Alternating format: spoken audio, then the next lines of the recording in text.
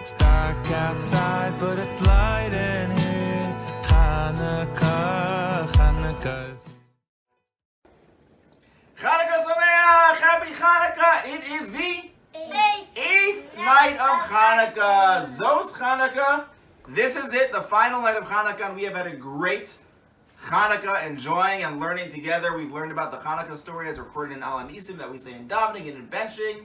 We've talked about how it was the time of Matisyahu, the son of Yochanan, the Kohen Gadol, and the Yevanim, the Greeks, wanted to do some very bad things to us. Like they wanted to Chas v'Shalom make us forget our Torah. They wanted to Chas v'Shalom stop us from doing mitzvos, but we wouldn't stop learning Torah. We wouldn't stop doing mitzvos.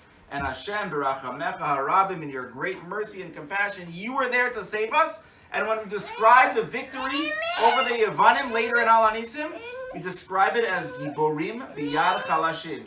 It was those who were strong, those who were physically strong. The Greeks had a lot of people, and they were very well trained, and they had a lot of weapons, and they were very, very buff and muscular, and they lost biyad chalashim to a few Jews who were very weak. Roberta explains that we were particularly weak at this time because since the Greeks didn't allow us to learn Torah, many of the Jews went into hiding, and they were hiding in caves where they could learn Torah quietly. What happens if you live in a cave, though? You don't have much food, you don't get much exercise, so they were out of shape, they were malnourished, they were very weak. Definitely not in shape for fighting a war. Not only that, but they had no weapons, and the Greeks had a huge army. How was it possible that they could win? But we say, Giborim biyad chalashim.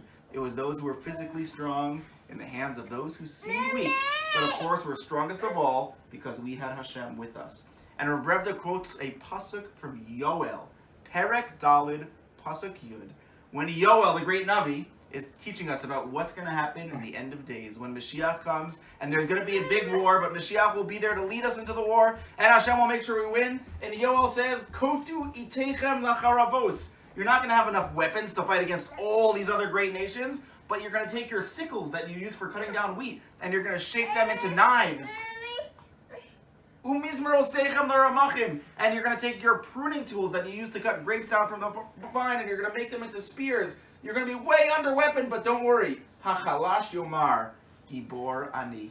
Those who seem weak will say, we are strong. I am strong. And we know it's not about weapons. It's not about muscles. It's not about how many people or how strong you seem. It's about who has Hashem on their side and who doesn't. And we've seen this miracle happen over and over again. In those days of the Chanuka story, and the Jews defeating the Yevanim, and in our days, we have seen tiny little Israel that is much smaller, and for a long time was much weaker than the surrounding nations. And guess what? Rabim biyad me'atim, the many in the hands of the few, and Giborim biyad chalashim, the ones who seem strong in the hands of the weak. As long as we have Hashem, doesn't matter how big we are or how strong we are, we know that we will always win. And that is one of the most important lessons of the Chanuka story, that if you learn Torah, and if you do mitzvahs, and if you daven, and if you help each other, nothing else matters, because Hashem is the one who decides who wins and who loses. So take your sickles and your pruning tools. Doesn't matter if you have guns or real knives or cannons or rockets.